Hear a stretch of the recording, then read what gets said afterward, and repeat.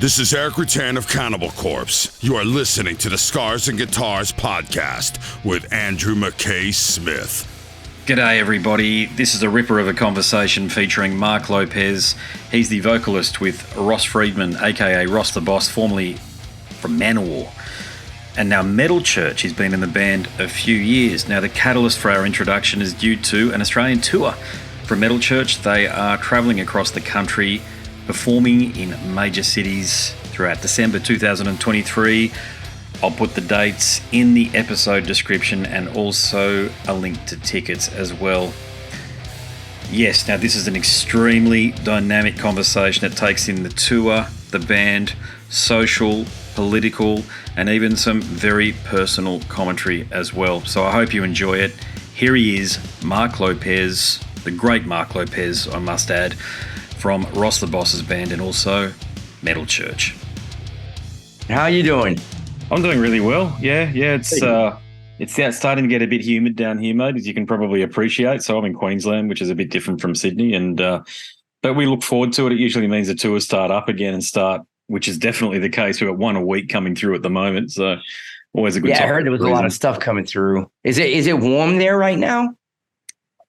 Warm. So it's about 27 degrees Celsius today. It's the cliche about humidity. It can be like 32 degrees and not be too bad if it's a dry heat, but as soon as the humidity hits, you just feel like a deflated balloon. I hate that kind of weather.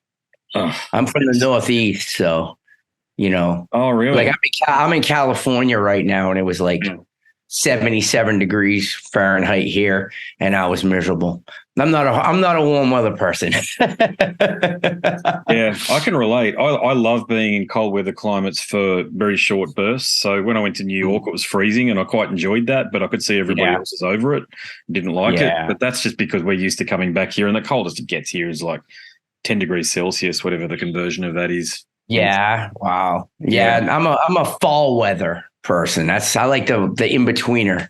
You know what I mean? Where it's like 60 between 60 and 50 Fahrenheit is my sweet spot. Anyways, it's always good to talk about these things. The thing about Zoom these days is I feel like you're in the room next door, but you're all the way across the other side of the world. Right, crazy, right? Looking at each other, you know, it's so gone from phone calls to Skype to Zoom, and you see that change.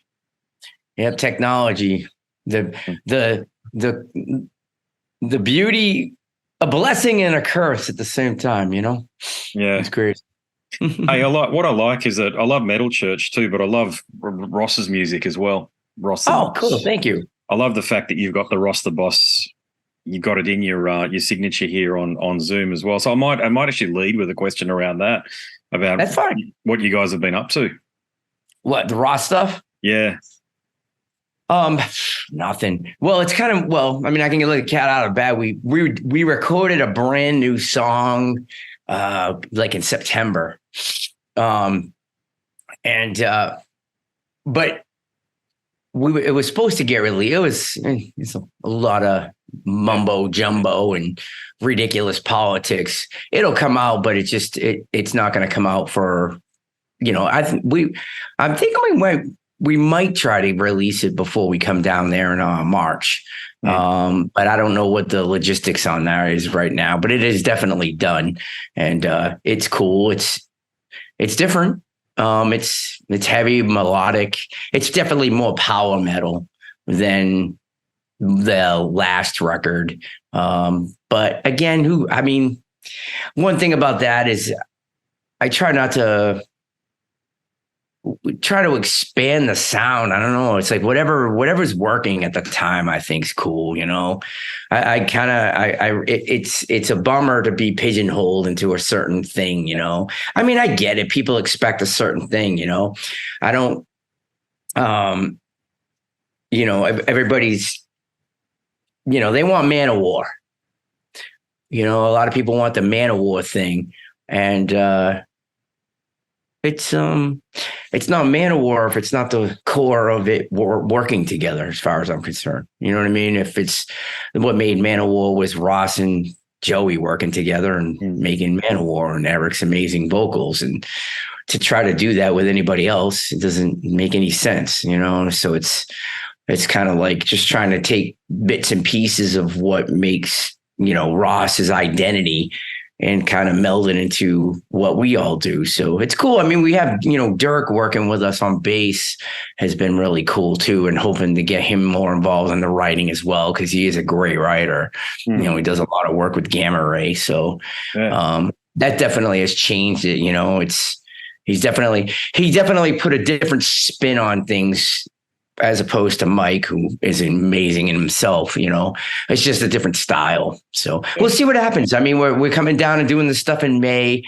We got a couple possible things that we're going to do in the summer. But I mean, for me, once I get back from Australia, from March all the way to October, it's going to be hardcore metal church, because that's going to be our real world tour for the new album, because everything we've been doing up to now has kind of been, you know, feeling things out and seeing what works and what doesn't work, seeing how the people react. And, you know, so it's kind of been like audition time, you know? Yes. So you guys are actually, it's cool because everything's really working well now. Everything, you know, we got a great set list and got a couple of the new tunes worked out really well, and everybody's feeling really good and everybody's firing on all cylinders. So coming down to Australia at this point couldn't have been more perfect time, because, you know, the machine's cooking. So it's going to be good.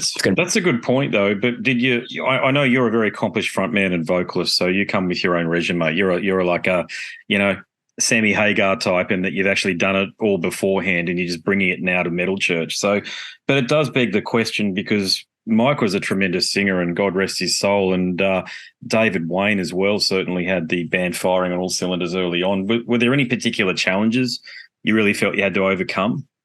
Just, I mean, carrying on the legacy, as Kurt calls it, a new era for the band. That's, you know, the responsibility and, you know, the gratitude and honor of being able to do that. You know, it definitely put a tremendous amount of pressure and weight on me. Knowing we had a killer record definitely made it a little bit easier. I mean, we couldn't have foreseen the success of the record or the love that's being poured out for us right now, which is awesome. You know, like any other band that goes through a transition period, it's always, you know, it's usually really rough, but we've been very fortunate. The fans have been amazing. You know, we meet everybody every night, and you know, we're there for hours. You know, if they hated it, they wouldn't be there. You know, so in the shows are just getting bigger attendances, and everything's just going really well right now. And I couldn't be more grateful, and we're very happy. Everybody's excited. Everybody, you know, we have a family now. You know, we've been on the road a lot, and we've been together a lot, and it's working well. You know, and everybody's happy. You know, and that's the most important thing. And as far as the first part of that question, sorry, I went off a little base there, but the David Wayne stuff for me, that's just my wheelbox. You know, that's where I come from. I mean, that stuff's been, you know, big for me. It was always been on my playlist, you know, to the day I got the gig. I mean, it's like, oh, when I was going to play a show and I needed a little bit of fire influence or, you know, some inspiration, I'll just go put it on the first Metal Church album, listen to that just pure, you know, raw aggression and just nastiness, you know. So that, you know, and I kind of have a little bit of that in my own stuff too. So that was good. The Mike House stuff was never really ever, you know, in my wheelbox as much as I liked it. So that definitely was more of a challenge for me, because that's definitely different for me. But at first doing it was a little bit more challenging, but now I've kind of been able to put my own little spin to it, you know, and I had to, because I had to do my version of it. You know what I mean? But still keep the essence of the song there. So definitely. Yeah. Does the Ronnie, actually I should ask, do fans ask for the Ronnie Munro material? No, I'm not really. Not that I didn't think know so. of. Yeah, it seems like I mean, and again, Ronnie's a great singer. Definitely accomplished his own right. It's just that, unfortunately, that era of the band isn't something that's really. I've never been approached about a request for it. I mean, there's a couple of songs on there I would love to do. I like that song "Scream." I thought that song was really cool. I always thought that was cool, but we have so much stuff on our plate that we still haven't even covered off everything that we want to do, because there's a lot of this. There's definitely some more Mike era stuff that we want to do. We just haven't got to it yet because the Wayne era stuff is just so much more easily influent for us to go about. Plus, we have our own record that all of a sudden everybody wants to hear. So we're relearning how to play those. Yeah. Yeah, you're right. Congregation of Annihilation, though, it's a great album, and I love just to support a point you've already made, I love that you haven't tried to be anybody else. It's just you. And because you do hear some vocalists, and bands do pick vocalists on purpose to replace somebody because they're looking for a sound. And we've seen the opposite, like with Iron Maiden when they picked Blaze, and it was just a pairing from hell in a very, not in a positive sense at all. It just it clashed. It didn't work at all. But for you, I feel like as though you've been able to maintain your identity. Now with a band with as big a back catalogue and with as many vocalists and key vocals, I should say, that's a pretty bloody hard thing to do. So I just thought I'd give you that feedback, man, as a fan. I mean, honestly, I can't begin to thank you, the appreciation for that. And luckily the feedback has been, that's a common thing we've been hearing after the shows, which for me is, you can imagine, for me, it's a relief. You know what I mean? But it's great, and that was one of the things that Kurt and the other guys were always just like, be yourself. Like that was a big thing that Kurt wanted. And I give him massive cred for that he's like, look, man, this is a new era of the band. We're not looking for clones of anything that we've done before. And we just want to move forward and just do what you do. And I mean, at first, I kind of definitely was, when recording or when you're doing the audition, it's like you kind of tiptoeing through things. Oh, they probably want to hear this, or they probably want to hear that. And, after a little bit of time, it was pretty much like, go for it. And he was like, yeah, that's great. Well, so let's move on. Okay. So it's cool. I've had a number of offline conversations with Kurt, and I've also met the guys and got speaking to Rick a little bit as well. So I'm going to ask this as tactfully as I possibly can. We get along because we share a political view. Okay. So I think you're headed with that. So are you in that same camp as well? Have you read the lyrics? Yes, I thought so. Okay. You're a smart person. I thought so. I just thought, we'll talk about it as much or as little as you want. I'm a libertarian conservative by nature, and my God, the era that we're living in the epoch we're living in at the moment, I'm just grateful for artists like you guys. I'll just say this. I am a person of common sense. Okay. I am a person of that's a tough one, man. Because I could go off, the powers that be are shit, if I can say that. And, it's like, the whole, is it metal from the beginning, and rock and roll has always been against the system, right? Yes. That's always what it's been about. It seems like a lot of the people that used to think that are a bunch of freaking puss asses now. And, they're scared to stand by what they believe in, Now I'm not a person to come out and preach about anything. You do what you want. But if you start coming into my sandbox with your nonsense, you're going to get smashed in the face, because that's just my philosophy, And a lot of what the Congregation of Annihilation, everything is pretty much spelled out there, And I mean, and again, I might not particularly, we can always, there's nothing wrong with agreeing to disagree. And that's the problem with everything. You know what I mean? It's like, you can't have an opinion about anything now. And that's ridiculous. I mean, I'm just a person, if I walk down the street, it's easy. I walk down the street. If you take something from me that's mine, that's wrong. And I have every right to smash your face in to get it back. That's common sense. Nobody wants that. Nobody, if you ask anybody, no matter what side it is, it's pretty simple. You know your rights from wrongs. It's fundamental. And that has nothing to do with religion or any political stance at all. Do you want somebody to hurt your mom? No, nobody does. Okay. So it's not okay on any level. Get my point? No. Yeah. You know what I mean? That's what I mean. It's so stupid. Politics and religion, all these things get in the way of the basic fundamental common sense of human nature. It blows my mind. I could sit here for hours and hours and talk about it, but it's just, definitely share the same viewpoints. You know what I mean? Maybe not everything to a T, but definitely the fundamental understandings are all there. Yeah, the right to self-determination. That's at the core of any democracy. And if you live in a democracy, that's your inherent right. Yeah, exactly. Yeah, that's true democracy. You know what I mean? So, the things that they talk about, your country just went, ooh. Wow.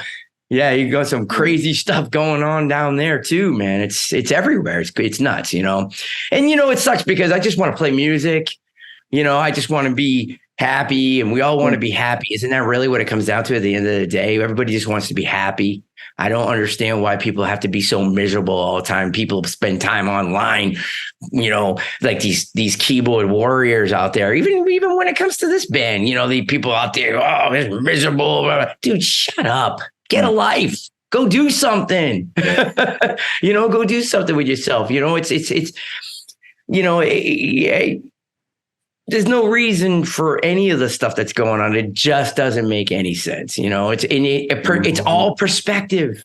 It's part brainwashing. It's part ignorance. It's part, there's 50 million things that they throw at you at once. And you're like, I'm like, I just want to play music.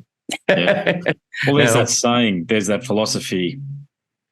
Hard times lead to soft men and women lead to hard times. And we're going through the hard times bit at the moment because we've got hyperinflation, cancel culture, all of the symptoms of identity politics and wokeism out there at present. And I just refuse to bow to it, to be quite frank with you. I'm literally trying to upload a bloody video this morning where we were talking about this transgender debate. And Spotify, I don't know whether it's a glitch or whatever, Spotify was saying we've removed it. So you can't have open conversations. And I'm not completely a free speech absolutist, but I'm adjacent. If you can't talk about things, you can't solve problems. Right, and you're absolutely right. It's like you can't. How do I maybe there's something I don't understand about something, right? So I want to ask a question and get your perspective, point of view about it. Maybe you can give me information that I didn't know or didn't understand that I can look at something differently. Isn't that the kind of the whole idea of this in the first place? Heck, I remember when I was in college, when college was different, you could have a conversation and we wouldn't agree, but we were able to get our points across and we could see different points of view. Because no one point of view is right. It all depends on the 50 different circumstances. You know what I mean? That in itself could be read wrong, but you kind of you understand what I'm saying. You know what I mean? Between me and you, maybe somebody else will take it wrong, but whatever. But I just find all the stuff that we're going through so unnecessary. Yeah. It's such a waste of life and time, and we're never going to get any of that back. And I don't think people get that, man. You're not getting it back, especially we were all young. We thought we were invincible. When you're in your 20s, oh my God, that person's 32 years old. Oh, they're old, ancient, because they think you are immortal and you think you could live forever, and that's not the case. And you realize that all this time is so precious, like all of it, because you know what? no one has died and come back to tell us anything otherwise. Yeah. So as far as I'm concerned, one shot deal, but let's make the best of it. Right, yeah. Well, but I understand coming from the Northeast, which is very democratic, meaning not a political party democratic, but in terms of people have that philosophy of self-determination. I've spoken to a lot of people from the New England region and around that area, and there's always that connected core, meaning that you can have different political opinions, but it's like, that's okay, that's what we want. I've noticed that. It just seems to be, dare I say it, a bit more educated. And if you go to California, now where you live, okay, where there's just single views, media parroting, this sort of thing. Are you living in Los Angeles, and how do you cope? I live here part-time, and the true fact is this: there's a lot of people here that don't follow or believe any of the nonsense going on. Yeah. And there's a lot of areas that are totally opposite of what everybody thinks it is, and that's the media, that's the misleading information. I mean, because I'm in, I meet a lot of people, I meet a lot of people, and you can tell, you can go into a conversation or a subject matter that might kind of be able to determine a different point of view without getting into the nitty gritty. I don't think anybody, why get into a waste of time, nitty gritty stuff, And in the Northeast, the funny part is that in the Northeast, especially Massachusetts, where I live, mega Democrats, some Kennedy era of things, and what you'll hear over there is that it's not the Democrat that I grew up with. Yeah. And they're 100% right. Because those views that were the fundamental of that certain party, so to say, probably more aligned with a lot of people that they might call the right or conservative or whatever they want to call it. The Republicans are on this side. They're probably more aligned with that now than they ever could have imagined, because that party's gone so far to the other direction. It's crazy, And I just think it's sad because both parties suck ass, and there's so much garbage on both sides. No one is better than the other as far as like you want to throw daggers at each other, But my firm belief is this: I would rather have the less of two evils. And because at least if you have the less of two evils, you have something to at least work with.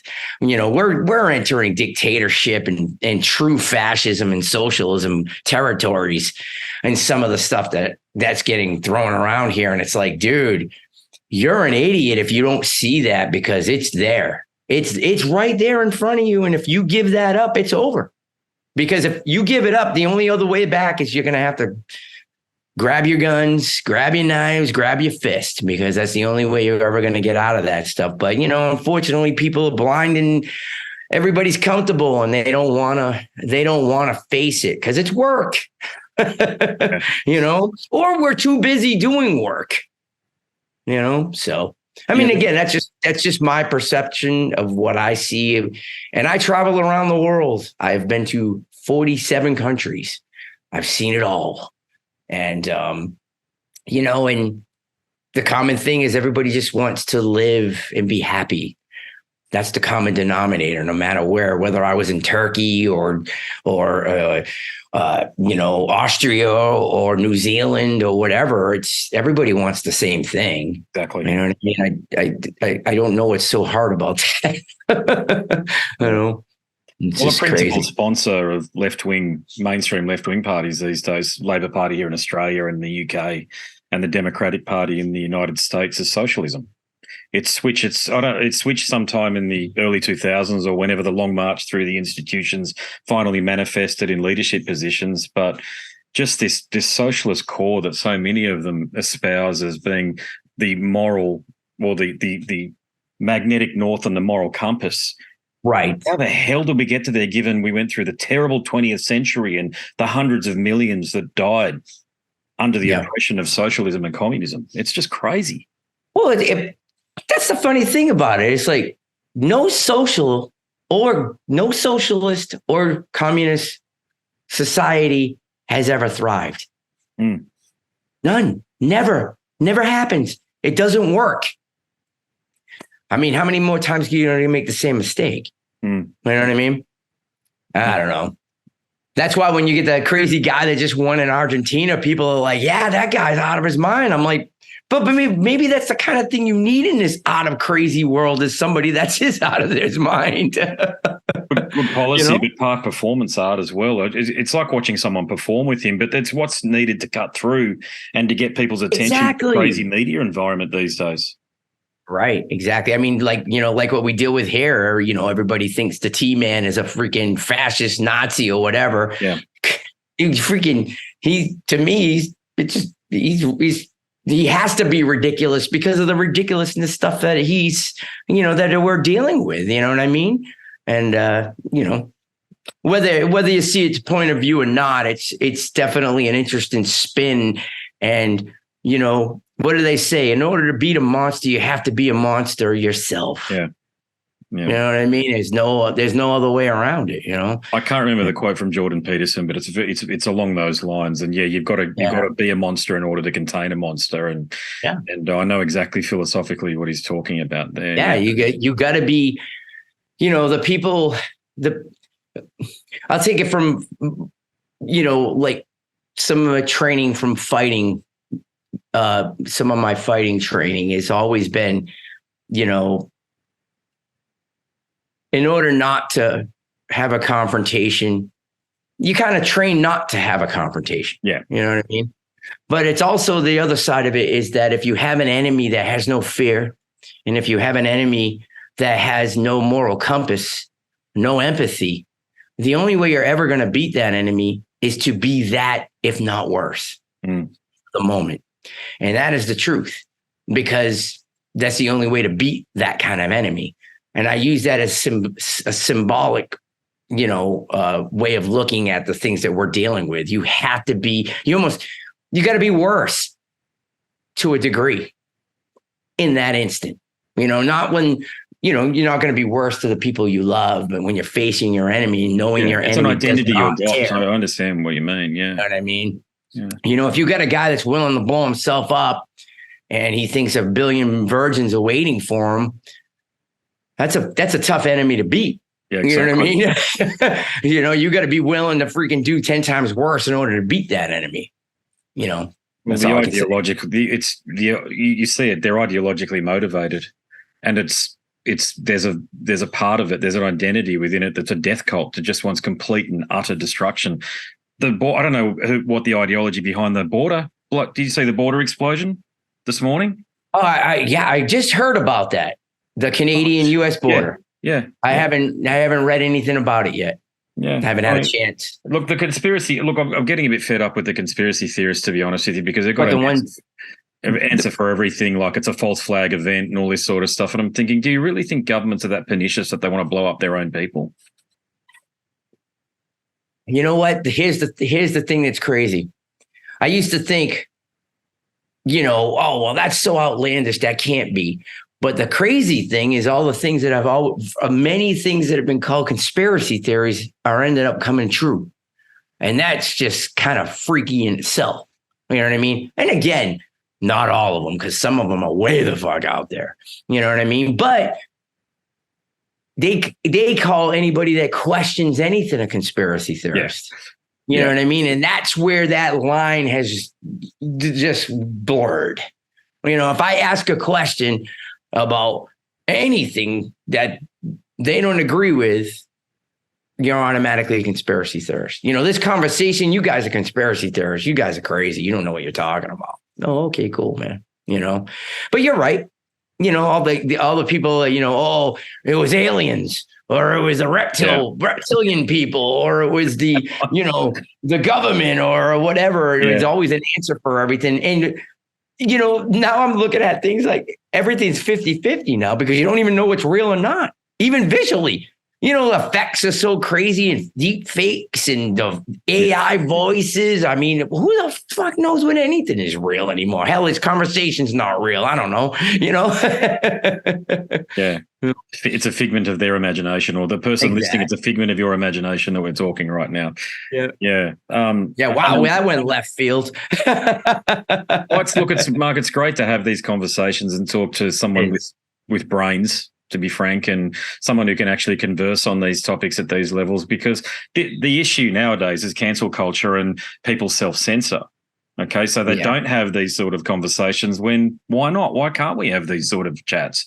Yeah. And we all grew up in a different era where, sure, I had some barneys with people I was in bands with who were mostly left-wing, but we still played in bands together, and they broke up naturally, not because we had different political opinions or what have you, but that's lost at the moment. And I hope in my own small way, by having these chats and just sort of saying to people, hey, feel comfortable having these chats here, because nobody's saying anything rambunctious or so far out there that we can be accused of being right-wing nut jobs or conspiracy theorists. But I've had Reddit threads created about me. I could care less, to be frank, about this topic. Yeah, but that's because they want to silence you. They want you to cow you into silence because they are cowards, mate. Yeah, it's just, reacting from the internet is the most cowardice thing you possibly could do. Yeah. I remember an instance, this was a long time ago. I'll never forget it. There was somebody, that was just shit talking online. And I remember, it had to do with another thing that I was doing anyways. And I remember they were going at it, and they were being pretty nasty. And then some of my friends jumped in and, again, they thought they would be as smart asses. And I laughed because, I come from a rough neighborhood, and my friends are not pushovers. So that was funny. But this person was in Spain, and I was like, what area of Spain you from? I'm like, oh, we're playing there next week. What? I said, yeah, we're playing there next week. I said, hey, I'll put you on the guest list. Come to the show. You can say everything you want right in front of my face. I said, I'll let you have it. You could say whatever you want. You can say whatever you want. That person never showed. That's the internet in a nutshell. You know what I mean? And believe it or not, after that day, I never dealt with that nonsense again. That was you can't fight the internet. It's pointless. It's pointless. You know what I mean? It's a waste of time. No, it's a lost cause. It's so dumb. It just, I remember the days where you solved your problems in the schoolyard. You know what I mean? Oh, you got a problem? 3:00. Let's go. Yeah. What'd you say about my mother? Whap. What did you just say to my girlfriend? Whap. There was no guns. There was no knives. It wasn't 12-on-1. It was, you went 1-on-1, man to man. Yeah. You know what I mean? And I know, you don't see anonymous profiles. You don't see that. Yeah. That's gone now. Pseudonyms, anonymous. Yeah. It's sad. It's cowardice. Why women are always complaining we can't find partners. Well, because there's hardly any men left in the world. You know what I mean? And sorry to say, it's true. And that's a big problem. You know what I mean? What are you going to do when the rest of us go away? It's a huge issue, mate. It's a huge issue for women. Forget it. I mean, to all of the blokes listening, smarten your act up. There are beautiful women waiting out there for you, mate, but they want a man. They don't want some pansy. They don't want a bloke who can't stand up for himself either intellectually or physically. I mean, if you need to be educated, get educated. If you need to go to the gym, get going. These are things that all blokes need to figure out at some point in their lives, that women don't like weak men, weak of mind, weak of spirit, physically weak. They just don't like them. Yeah, and, freaking nobody wants to work at anything. Yeah. Everybody wants everything. They feel entitled. They're handed to it. Nah, man, that's part of the character. Yeah. You can't freaking have an empty bank account, because it ain't going to be good for you or anybody else. How are you going to ever do anything? I mean, it's just, I don't know. It's definitely a weird system to go and see all these things. And it's disheartening. I got to be honest. Sometimes I wake up and I'm like, oh my God, what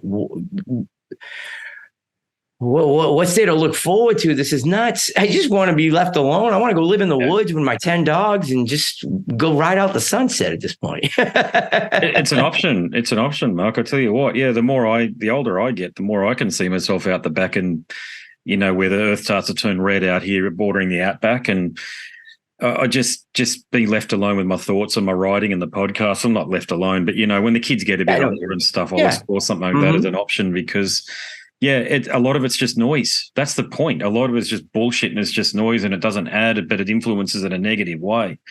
And when you start meditating and especially when I'm swimming and your mind just gets focused on the job, these are where your thoughts go to how can I get to a point where there's a bit more equilibrium, where we're not just dealing with so much of the noise and we can actually focus on things that we deem important and be influenced by things that are for the greater good. And you've almost got to get away from the general population in order for that to happen. Yeah, I've been studying a lot of philosophy over the last 3 months. Something kind of happened upon and just clicked, and I related to it all too well. And the ancient philosophies, man, it really is the key. Yeah. So much of the stuff that was being taught and studied and lived by, it's like, where did they go wrong after that? It's wild. It's, power and greed and all these things have, it's just, it's interesting, man. A lot of the philosophies they're not politically based and they're not monetary based. They're mind based. You know what I mean? And your mind is all you have. And it does sadden me, everything's so surface, everything is so surface, and I mean, music is definitely our outlet to, get some of that out. I mean, I try to write in the manner of, I'm not going to hit you over the head with anything, but I would like you to think, what's your interpretation of it? I like it when people come to me and they're like, oh, this song's about this and that. And I'm like, it can be. Yeah. It can be. Yeah. You get the fundamental idea of it and that's great. It's metaphorical, but it's also, it's there to, I hope it's there to make you think, and it'll make you go, instead of it just being nonsensical words put together, That's all we can do. You're not wrong. Yeah. I'm just drawn to the throughout history, like everything we face now in our current day. Past civilizations have faced the same thing, minus the technology. The technology is the key differentiator. But in terms of the reason for the outcomes and the reason why people go to war and have difficulties and struggles, okay? And there are whether you read the Bible, the Bhagavad Gita, ancient Greek texts or what have you, and you look at these wonderful ancient societies and what they were able to accomplish and what the historians wrote about the political thinking. And one of the key things that one of the main stories I'm drawn back to is from the Bible with the Israelites hating the Canaanites so much because the Canaanites were godless. Okay, they were worshipped Baal and these idols, and they turned away from God. And I look at a lot of what happens in society these days. Now, I'm far from a Bible basher, but I definitely believe in God and a sentient force. Okay, you see the replacement of God and the sentient force with these idols, through intersectional politics, wokeism. This is how it's manifesting because these people do not talk about God. They talk about political ideology, and that's where they frame everything. So, again, the absence of God is almost hell. And that's where I see a lot of these people living. They're living through their own personal hell and they're trying to visit that on everybody else. That's definitely an interesting, definitely an interesting point of view for sure. I think my viewpoint might be a little bit different, but on the same, I believe what you're saying does, would definitely make a lot of sense. I just think that, the downfall of mankind has always been religion and politics, and it's always, no matter how you look at it, it's always been where the division happens, and money, greed, power. It always made me, it's always I think I go to bed and I'm like, why? I'm like, what are we even here for? Yeah. What are we here for? I'm like, I really want to know. I really hope to get that answer one day. It's like, what am I here for? I'm like, man, thank God I have the music and I'm able to play and do what I do, because I sometimes think I'm like, go to work every day for what? Yeah. What's the point? Oh, To no. make somebody else money and for me to pay out and get this. I'm like, yeah, I mean, that's just that's where society has put us, so we have to survive. But I mean, is that really your purpose? I mean, God, it sounds like slaves to me. You know what I mean? It's like slaves to the system. Let me make that point right there. What I'm saying is slaves to the systems, and I'm like, boy, that's just a terrible way to think about it. But when you break it down, it's kind of what it is, and I'm like, boy, I hope there's more than this. And, art is definitely one of the things that I feel that goes beyond that, and I think that's why they go after the arts so much, because they know that it's an outlet. What's one of the first thing they do when they're in school is take out the arts. We have to go with diversity and all this other nonsense, but take out arts. Yeah. It's like, yeah, well, arts is probably one of the most beautiful things that brings people together, and they don't want that. You can't do that. Yeah.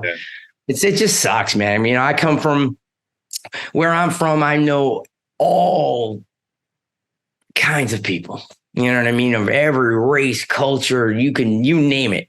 I love them all. We get along great, and that's why for me, and when I see all this, I'm like, why? It's weird. I don't get it. You know what I mean? I mean, that's, I don't get it. What's the problem here? And then when you hear some of the stuff, you're like, what the fuck? I mean, hey, look, every civilization has oppressed people, all of them throughout time. Nobody is guiltless. And I think people forget that, there's no one's not better than the other. And they've all had their faults, so what should you do? Do we sit here and bitch about something that happened 500 years ago? Or do we fix it now and not let that get in the way of what we're doing now? What matters is now. The moment is what's important. I don't care about what happened 500 years ago. You know what I mean? What's the point? We're going to bitch about something that happened 500 years ago. Totally irrelevant to now, unless you make it that. Well, they cherry pick facts, mate, and to build a narrative, and then the facts are often out of order, and they're not standalone. They've got to be done in context of a broader sense of history.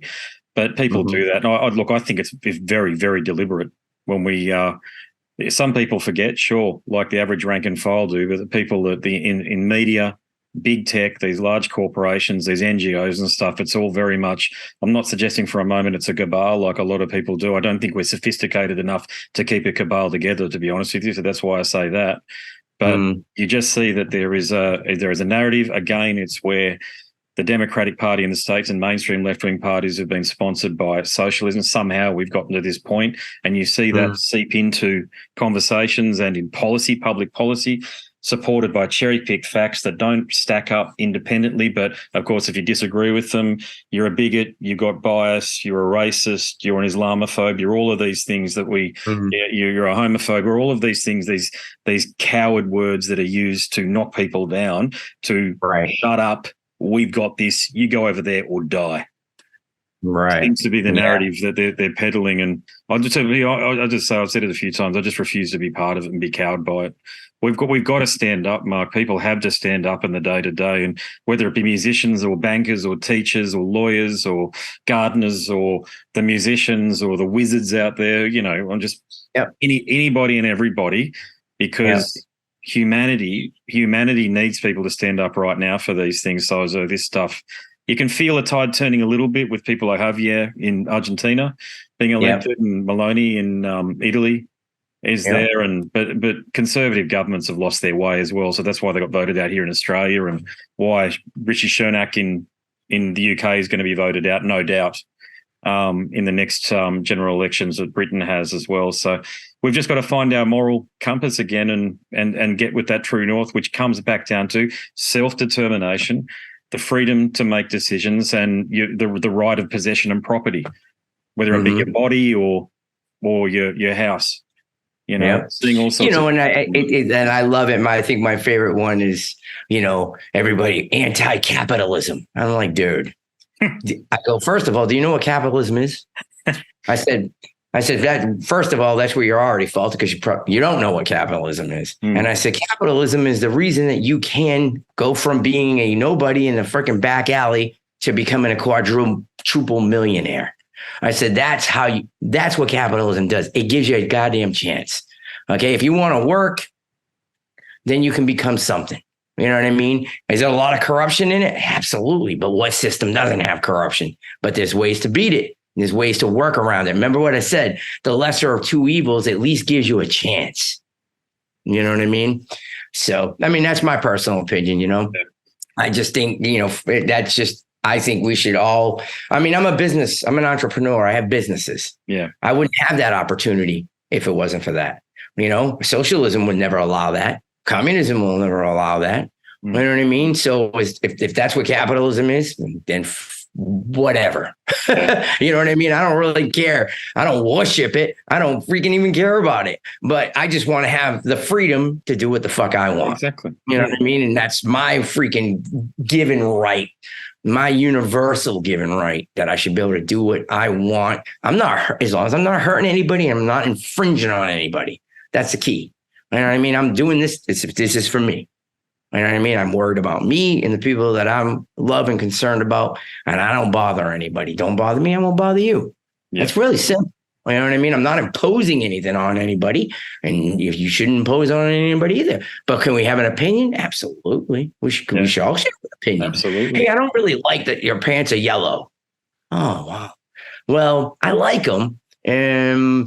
I'm sorry you don't like them. Well, that's cool. I'm going to wear these green ones. Okay, cool, man. All right, man. Hey, you want to go have dinner? Awesome. It's really simple as that.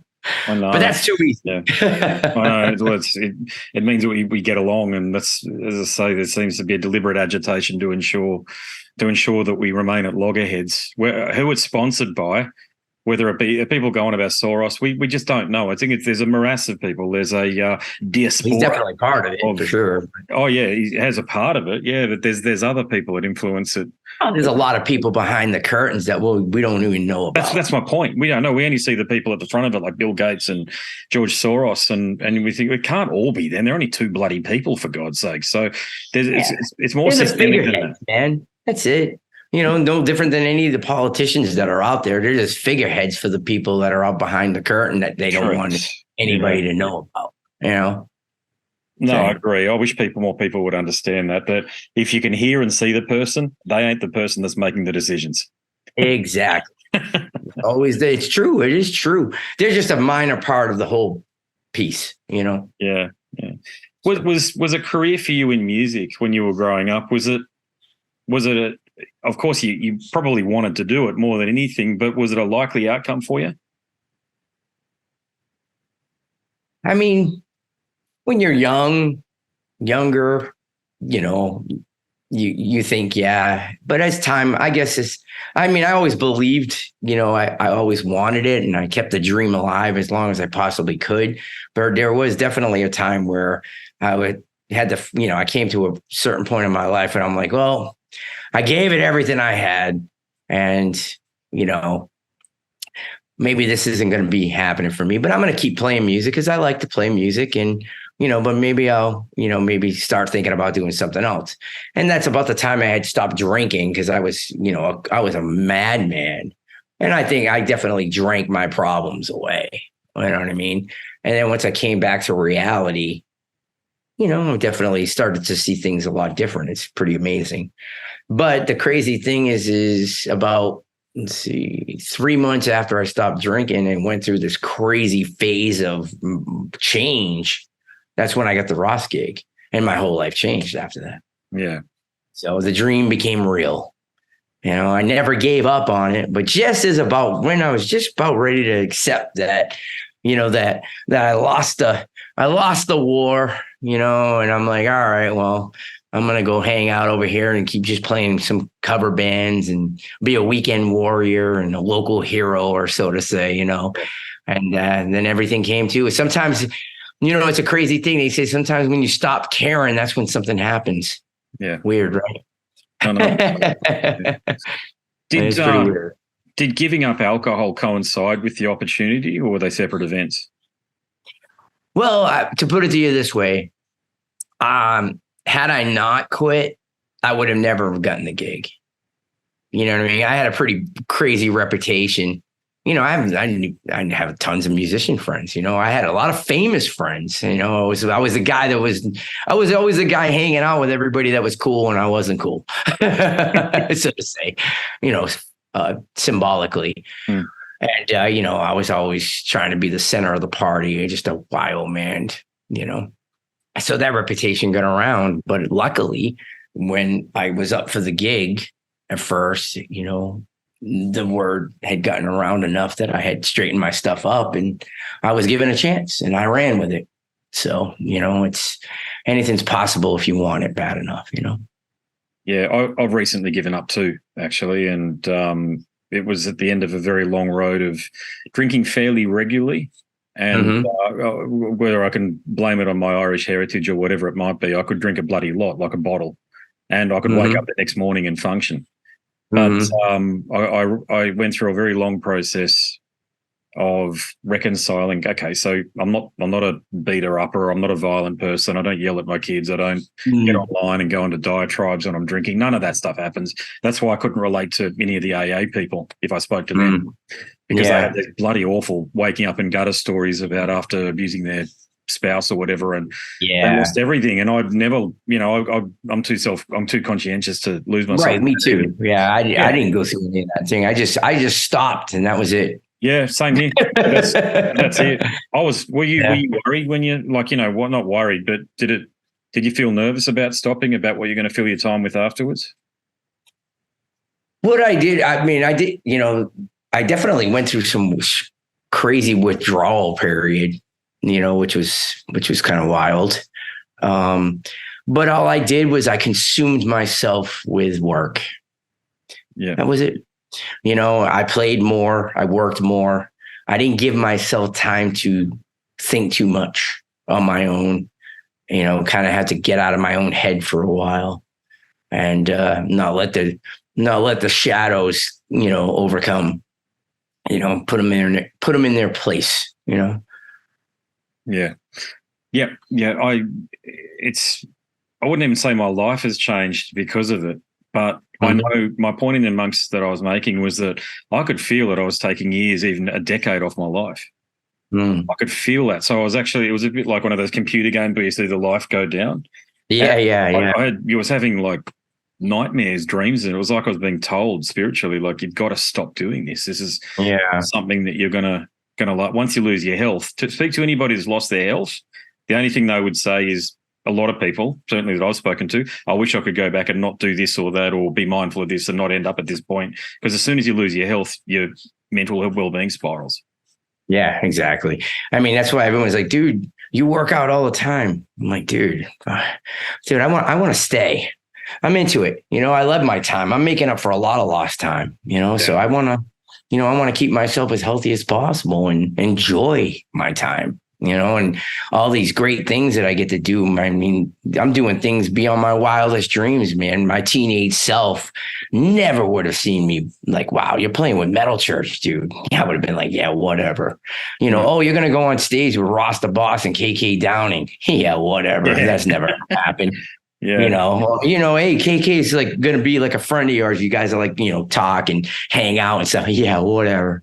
Just some of the stuff is like, I laugh, hey, you're hanging out with King Diamond, talking about in-ear monitors and stuff, just hanging. Yeah. Okay. Sure. You're going to do that. But I did, what I mean? It's like, whoa, so, I mean, why that's the reward I got for all the sacrifices that I put myself through in my whole life, and not drinking, like, kind of symbolically was like the end of that whole era of that person, and I feel great. I feel great. I mean, I still deal with, I have mental health issues that I've had my whole life. But thank the gods that I've been able to, get a really good handle on that stuff. And, I'm very thankful for that too. I've got great friends, a good support system. My family rocks. My girlfriend's awesome. And, that stuff matters. And, it's crazy.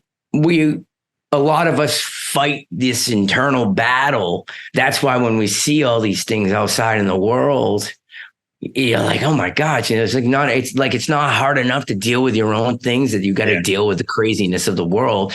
And I swear that's what they play upon. They play upon all the things that we're all dealing with in an everyday life just to make it through the day. And more than not, that's what a lot of people deal with. That's why I'm a big advocate for mental health, and it doesn't get talked about enough. Everybody thinks it's a fucking fantasy. It's not a fantasy. It's real, man. You don't live our lives. You're not in my head. You know what I mean? You don't know what it's like to, some of these people don't. I remember, the topic came up because of Mike, and some of the people, they can't comprehend how somebody can do that, because you don't have the issues that people like us deal with that come to that place. I've come close to that place. So I get it. You know what I mean? I understand it, and it's horrible. And, I get phone calls from friends that are dealing with that with other family members. And it's like, they look for advice. And the craziest thing is that there's not really, there is no advice. It's such a complex topic, and everybody deals with it in their own way, But the number one important thing that is common is to support the people, support the people and know that they're worth being here, and that any problem can be worked out. It can be. It really can be if you want it to be. I've seen people come out of some of the craziest of things. I'm like, wow, if they can do it, then anything can be done. It can be. The mind's the most powerful thing that there is. And, it could either be your worst enemy or your best friend. And not every day. Hey, it's just like anything else. Not every day is going to be wonderful. There's going to be horrible days. Okay. And I always say my favorite way to put the spin on this whole thing and close it up with a nutshell is this. Life is like, when you live with these kind of issues, it's kind of like being in the middle of the ocean and you're treading water. And you're trying to get to, your destination out of the water. Some days, you might swim a mile, and then all of a sudden a storm comes and pushes you back a half a mile. Yeah. And you have to you have to go another extra half a mile on top of what you have to go on thing. But my thing is always keep your head above the water. And that's the battle. If you can keep your head above the water, and even if you're treading water and you're not moving, but you're breathing, you've already won. You can live to fight another day.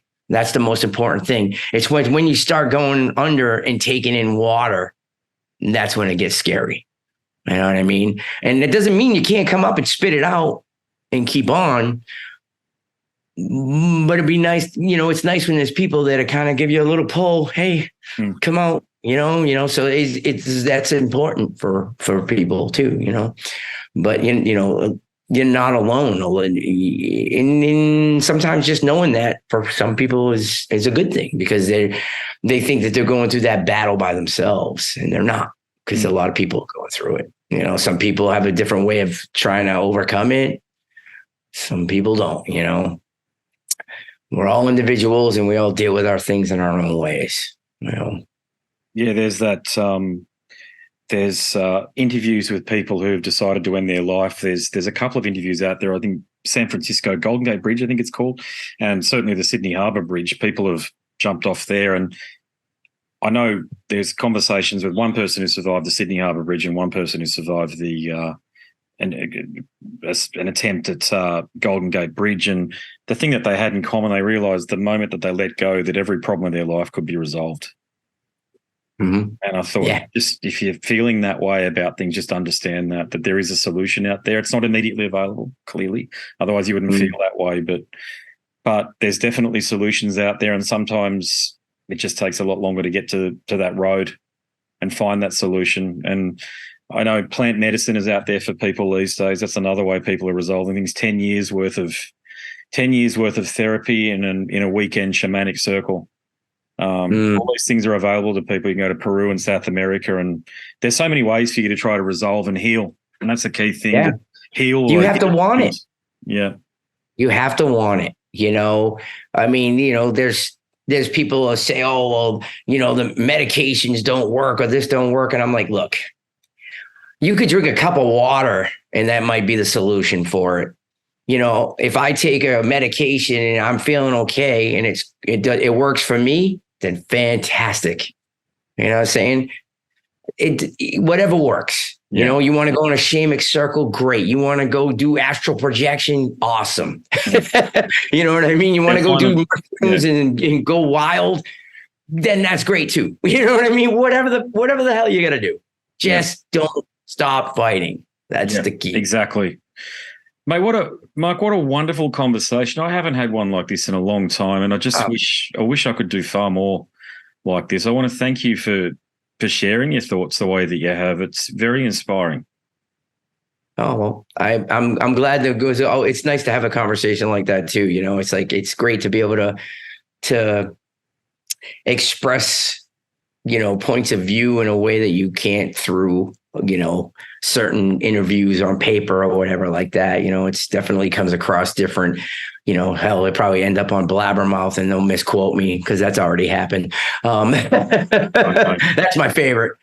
Yeah. Oh, he said this. I'm like, no, I didn't. Again, remember cherry picking might, it's a fact you said this, but it's like, did you listen to the full hour conversation, or did you just take that one little bit of emblematic without any of the supporting context? Totally funny. I will leave with this. This is a perfect example. I'm a big comic book nerd and stuff, and me and my girl were watching Blue Beetle. Right now, we had heard, oh my God, Blue Beetle's horrible, and I remember we had saw the trailer, and the line that came out was, Batman's a fascist. And everybody was like, what the fuck is that? Right. And even me, I'm like, what the hell? Why would they put that line in the movie? That's the most ridiculous thing. It's Batman. You know what I mean, dude? In the movie, in the context of the movie, it's a joke. Yep. And it makes sense in the movie. Talk about putting a bad line. We were laughing. We're like, whoever was in charge of marketing for that movie hopefully got fired. Because that totally ruined the movie for a lot of people. Oh, really? Yeah. Because within the movie, in the context of it, it was totally fine. I get where it was going. It was part of a bunch of string of jokes. You know what I mean? And it was like, oh, well, that's not bad at all. That's pretty funny. You know what I mean? But again, it was, totally taken out of context and put there, and it was misread and it ruined it.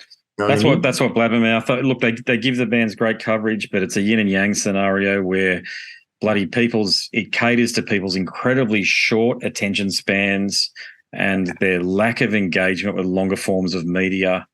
But there is another side of it where, and I experience it too, people are wanting more and more of these sort of long form conversations that are nuanced. So you've almost got two streams in the audience these days, and I don't know if there's much crossover, but they definitely both exist, because otherwise I wouldn't have a place, meaning long-form conversations. Exactly. But then Blabbermouth has a place too, because clearly people consume that stuff. I only check the headline, and if it's anything ridiculous. I just want music news. I don't care what you're doing on your day off. Right? I don't care. That's what these long-form conversations are for this. And the short stuff should be, hey, they're planning a tour, and maybe because you need aggregation sites to tell you those things, otherwise you miss. Like Sarah Thungold, that great band, the Metal Blade band from back in the day. They're touring Australia. I don't think I would have known it if I didn't see it on one of those. They were on one of those aggregation sites. So there you go. Yeah. I mean, everything, like stuff like that, so, well, hey, it's been a great conversation. Awesome. And thanks for having me. I'm glad we connected on this. It was great. I'm going to try and be at the show, mate. So if I might tap you on the shoulder and shake your hand, and we'll share. Oh, please do. Absolutely, please do. Chink soda waters together. Whatever. That's awesome, man. I'm hoping I get a chance to meet everybody. I met so many cool people over the last week doing the interviews, and I know a lot of people down there too from past tours, and there's always never enough time. You know what I mean?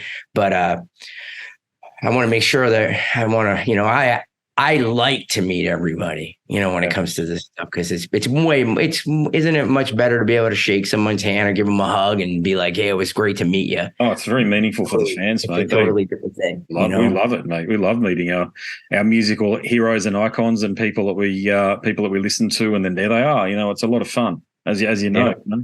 And we're just people like everybody else. You know what I mean? And a lot of us think the same way and worry about the same thing and are happy about the same stuff, Yeah. So there's a lot of common thread throughout, it's not, nobody's that different. Everybody's like, I'm so different. Well, not really. We all really want the same thing. Exactly. No, exactly, mate. So, well, safe travels, mate. God bless, and see you down here. We'll see you in a couple of weeks, hopefully. No worries, for sure. All right, man. Catch ya. Yeah, have a good one. Thanks for listening to that conversation. There are a few like it. For instance, the chat with Scott Lewis from Carnifex over at scarsandguitars.com. If you enjoy me talking to the musicians about all that dynamic content that you've just heard, there are many more conversations too where we just talk about music, but I'd like to do more of that stuff. Have a broad palette of topics, pick up what we like and dissect and try to get to the bottom of some things, and I think we did that throughout that chat. All right, got some information to share with you about my book, but before we get to that, I'll bid you a fond farewell. My name's Andrew Mackay-Smith, and I am the host of the Scars and Guitars podcast. Until next time, it's a very goodbye for now. This is Eric Rattan of Cannibal Corpse. You are listening to the Scars and Guitars podcast with Andrew Mackay-Smith. I've been the host of the Scars and Guitars podcast since 2017. The first musician I interviewed for the show was David Vincent from Morbid Angel, and things have just snowballed from there. In all, I've posted almost 650 podcast episodes featuring conversations with many of the leading lights of rock, heavy metal, and beyond. It just got to a point where I thought, I need to write a book about all this, so that's exactly what I did. In Scars and Guitars Volume 1, you'll read a heap of deep reveals and commentary, such as Des Fafara talking about Coal Chamber and why the band will never return. If you're a band just starting out, you need to hear me. Do not start a band with partners. Ever. Yeah, wise words, sage advice, mate, for anybody. Don't ever, because I can't go do Coal Chamber right now unless I get others involved. Phil Anselmo talks about the episode in his career which gives him the greatest sense of accomplishment. I think the staying power of the fans and the staying power of the songs, whether it's Pantera, Down, or Superjoint, the fans remember the songs. Alex Skolnick from Testament confirms that, yes, playing the guitar in Ozzy's band is anything but an ordinary gig. Will Silent Oz from Dimmu Borgir write a book? Pa from Sabaton gives advice to people who want to start a band. Look at the team around you, look at the bandmates. If the guys want to be on the stage, then it's all cool. If the guys want to be backstage, then it's not going to be cool. Current and former members of Cradle of Filth discuss the band's seminal 90s material. Read about the reaction to George Lynch and Mark from Suicide Silence's comments when they throw shade at then President Donald Trump. We have this idiotic monster, this egotistical, self-aggrandizing, complete piece of shit in there. I just can't understand how we've gotten to this place. And yeah, we kicked a hornet's nest with Sepultura. Percussive overlord Gene Hoglan talks about recording with Chuck Schuldiner. Chuck was always, he was very, very open-minded, and he was into having his musicians that were playing with him just reach out for the best stuff that they had. Phil Campbell from Motorhead discusses what it takes to get sober. John Five answers his critics who dismiss his tenure with Marilyn Manson. my name is John Five, and Manson gave me that name, and I had some of the best years of my life in that band and learned a lot. And we get the lowdown on Trey Exagtoth from those who would know, including his mother. All across Scars and Guitars Volume 1, there are moments of tension, relief, tragedy, exhilaration, and throughout it all, you'll obtain insight that I believe no one else has managed to obtain from many of your favourite artists. So treat yourself. Scars and Guitars Volume 1 is currently available as an ebook with a print edition on the horizon. Follow the links attached and download a sample. I'm sure you'll be compelled to read the whole book.